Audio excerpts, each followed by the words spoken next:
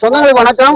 இன்னைக்கு நம்ம எங்க நிக்கிறோம்னா மதுரையில நிக்கிறோம். மதுரையில நிக்கும்போது தெரியும், நம்ம அடிக்கடி நம்ம சேனல்ல அடிக்கடி வரக்கூடியவர். இன்னைக்கு மீண்டும் சந்திக்கிறதுக்கு ஒரு வாய்ப்பு கிடைச்சு புதிய தலைமுறை ஒரு நிகழ்ச்சி நடத்துனாங்க. அதுக்காக வர சொல்லியிருந்தாங்க. நம்ம தான் பேசிக்கிட்டே இருக்கமே, அதனால இன்னைக்கும் இங்கேயும் பேசிடுவோம்னு சொல்லி பேசிக்கிட்டு இருக்கோம். என்னன்னு கேட்டா, தம்பி வாடிப்பட்டி ஒன்றியத்தில் இருக்கிற பூச்சம்பட்டி கிராம ஊராட்சி ஆய்வு செய்தார். கிட்டத்தட்ட உட்கார்ந்து கூட போயிருந்தாங்க. 2 பேரும் ஆய்வு செய்ததுல கிட்டத்தட்ட 13.74 கோடி அந்த டாக்குமெண்ட்ஸ் நாங்க எடுத்தோம் அப்படிங்கறத சொன்னாங்க. உண்மையிலே நமக்கு ரொம்ப அதிர்ச்சியா இருந்துச்சுல. அதை இவங்களே சொன்னா நல்லா இருக்கும், அது என்ன நிகழ்வு அப்படிங்கிறத நேரடியாவே கேட்டு தெரிஞ்சுக்கலாம் அப்படின்னு நம்ம இந்த நிகழ்வை ஏற்பாடு பண்ணிட்டோம்.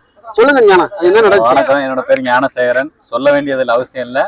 நாங்க 2 பேரும் தான் 2J என்ற கலாய்வு மூலயமா நம்ம RTI சட்டத்தின் மூலயமா போய் எங்களுக்கு கத்துக் கொடுத்த ஆசான், முதல்ல அந்த ஆசான் பேரில் தான் நாங்க அங்க போயிருந்தோம். அங்க ஆய்வுகள் செய்யும் போது நாங்க இவ்வளவு பணம் அங்க இருக்கும் அப்படின்றதெல்லாம் எங்களுக்கு, அதாவது 1 கோடி ரூபா 1.5 கோடி ரூபா இருக்கும் அப்படின்ற நிலைப்பாட்டுல தான் நாங்க போனோம். அங்க போய் பக்கங்களை திருப்பும் போது அங்க என்னன்னா, வந்ததுக்கும் வரவு இருக்கு, செஞ்சதுக்கும் செலவுக்கு நோட் இருக்கு. நாங்க போய் கணக்கு கூட்டி தான் பார்த்தோம். இவ்வளவு கணக்குகள் ஆதாரபூர்வமா வச்சிருக்காங்க. இப்ப இது தொடர்பா இந்த 6000 இந்த 3000 சில பக்கங்களை வாங்குறதுக்கு 6000 ரூபாய் நாங்க DDI எடுத்து முறைப்படி தகவல் உரிமை அந்த பொது தகவல் அதிகாரிக்கு அனுப்பிச்சிருக்கோம். இப்ப அந்த தகவலை கொடுப்பாங்களா அப்படின்ற பெரிய சந்தேகம் எழுந்துகிட்டு இருக்கு. ஏன்னா இந்த ஆவணங்கள் அதிகாரப்பூர்வமான ஆவணங்களை கொடுக்க மாட்டாங்க. கொடுத்தாலும் புகார் பண்ணுவோம், கொடுக்கலாட்டியும் புகார் பண்ணுவோம். என்ன அப்படின்னா, ஆவணங்களை குறைச்சு கொடுத்தா புகார் பண்ணுவோம், ஆவணங்கள் முழுமையா கொடுத்தா புள்ளிவரங்களோட புகார் பண்ணுவோம். இது கண்டிப்பா நடக்கதான் போகுது. என்னோட துணைக்காக இவங்க அமுதான்றவங்க மக்கள் பாதை இயக்கத்துல இருந்து வந்தாங்க. அவங்களுக்கு எவ்வளவு இடையூறு பண்ணாங்க அதை அக்காவே என்ன சொல்லுவாங்க. அக்காட்ட நீங்க கேளுங்க.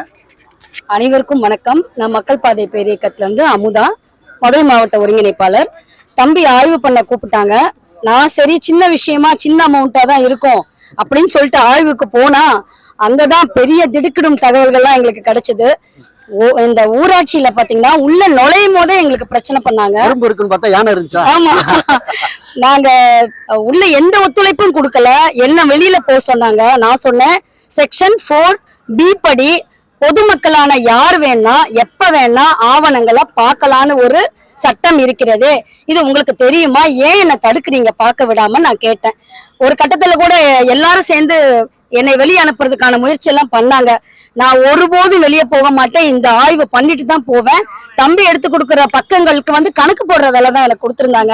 எனக்கு அப்பயே தலை சுத்திருச்சு. ஏமா அந்த கிளர்க் அம்மாவை கூப்பிட்டு, ஏமா அந்த ஒன்னொன்னா எடுத்து கொடுங்கம்மா, ரொம்ப சிரமமா இருக்கு, அவ்வளவு குவிஞ்சு கிடக்கு ஆவணங்கள்லாம், இதை கொஞ்சம் எடுத்து கொடுக்கமானா அந்த அம்மா ஓன்னு அழுதுகிட்டு ஓடினாங்க. அப்ப நான் கேட்டேன், ஏமா மடியில கணம் இருந்தா தானே உங்களுக்கு வழியில பயம் இருக்கும், நீங்க ஒழுங்கான கணக்கு எழுதுனா எதுக்கு இப்படி ஓடி போறீங்க? நீங்க எங்களுக்கு எடுத்து கொடுங்கன்னு கடைசி வரைக்கும் அவங்க எடுத்து கொடுக்கவே இல்லை. நாங்களாதான் ஒரு பக்கமா பரட்டி கணக்கு போடுற வேலை தான். எனக்கு கணக்கு எழுதும் போதே தலை சுத்திருச்சு. எல்லாமே 11 லட்சம். 11 லட்சத்துக்கு என்ன பண்ணிருக்கீங்கன்னு தெரியலடா தம்பி, என்னடா பண்ணிருக்காங்க அப்படிங்கிற. 9 லட்சம் 8 லட்சம் எல்லாம் லட்சக்கணக்கில் எழுதியிருக்காங்க. ஆனா அங்க இப்படியெல்லாம் எழுதினா ஒரு உலகமே திரும்பி பாக்குற கிராமமா பூச்சம்பட்டி இருந்திருக்கும். அந்த அதிர்ச்சியில இருந்து இன்னும் கூட நான் மீளல. அப்புறம் பாத்தீங்கன்னா என்னன்னாக்கா, ஒரு தொடர்ச்சியா ஒரு 7-8 வருஷமா ஒரு பகதூரா ஐயாவுன்றவங்க பேர்ல மட்டும்தான் டெண்டர் போயிட்டு இருக்கு. 7-8 வருஷமா அது எப்படி ஒருத்தருக்கே டெண்டர் போச்சு? அதுவும் இவரு 1 லட்சம், அவரும் 1 லட்சம். உங்களுக்கு தான் டெண்டர் கொடுப்போம், டெண்டரே பிடிச்சிருப்பாங்க. ஆமா, யாருக்கு அந்த அதிகாரி விருப்பப்படுறாரோ அவங்க மட்டும்தான் 7 வருஷம் வாங்கி நல்லா கொளுத்து சாப்பிட்டு இருக்காங்க. அது மட்டும் தெரிஞ்சது. கனிமவள நிதி மட்டுமே அவங்க சொன்ன மாதிரி 13 கோடியே 74,645 ரூபாய் நான் நினைக்கிறேன். அதே மாதிரி பக்கங்கள் 3185 பக்கங்கள் இருந்தது. 2005ல இருந்து 2015 வரைக்கும் இருக்கிற கிணத்தை காணோன்ற மாதிரி நடுவுல கொஞ்சம் பக்கத்தை தான் காணோன்னுவாங்க. ஆனா புத்தகமே காணாம போயிடுச்சு. இனி நாங்க அதை சும்மா விடுறதா இல்ல, தொடர்ந்து ஆய்வு செஞ்சு பூச்சம்பட்டி ஒரு கிராமம் மட்டுமே இப்படி இருக்குங்க.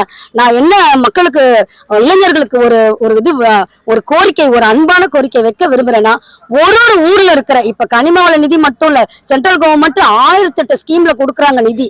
இது எல்லாம் எங்க போகுது? இளைஞர்களே, உங்க நாடு, உங்க தமிழ் மண்ணு, நீங்க தான் ஆய்வு செய்யணும். இத ஒரு ஊர்லயும் ஞானசேகரன் தம்பி மாதிரி ஒரு தம்பி இருந்தாங்கன்னா எந்த தவறுமே நடக்காதம இருக்குன்றதுதான் என்னோட எண்ணம். பூச்சம்பட்டியில ஒரு மெகா ஊழல் நடந்திருக்கு. இத ஆய்வு செய்து எங்களுக்கு கொடுக்கணும். நாங்க கேட்ட டாக்குமெண்ட்ஸ கட்டாயம் கொடுக்கணும். நீங்க இல்ல கிணத்தை காணோம், நடுவுல கொஞ்சம் பக்கத்தை காணோன்ற கதையெல்லாம் எங்க கிட்ட நீங்க அடிக்கவே முடியாதுங்க. நாங்க கேட்கவே மாட்டோம். நன்றி. ரொம்ப சந்தோஷம். இவ்வளவு நேரம் வந்து கொஞ்சம் அவசரமான பதிவு நம்ம பண்ண வேண்டிய இருக்கு. இல்லாட்டி கொஞ்சம் லாங்கா கொஞ்சம் தம்பி பேசிட்டே இருப்பாப்ல. அதனால வந்து இதை ரொம்ப ஷார்ட்டா முடிச்சுக்கிறோம். அடுத்த கட்ட நகர்வுக்கு நீங்க 2 பேரும் அதை கொண்டு போய் சேர்க்கறதுக்கு மனமார்ந்த வாழ்த்துக்கள். நன்றி.